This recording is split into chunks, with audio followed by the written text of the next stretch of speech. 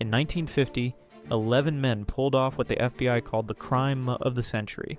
The Brinks Armored Car Company in Boston was a fortress, multiple locked doors, armed guards, a reputation for being untouchable. But these thieves had a different approach. For 6 years they watched. They studied every guard's routine, memorized the building layout, even got duplicate keys to every single door.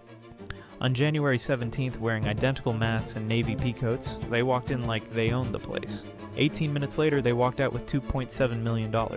That's over $30 million today. No shots fired, no one hurt, no evidence left behind. The FBI had nothing. No fingerprints, no witnesses, no leads. For 6 years, the case went cold. Then one thief got drunk and bragged to his wife, his estranged wife. She called the FBI just days before the statute of limitations expired. One phone call brought down the entire crew. The perfect heist, destroyed by pillow talk.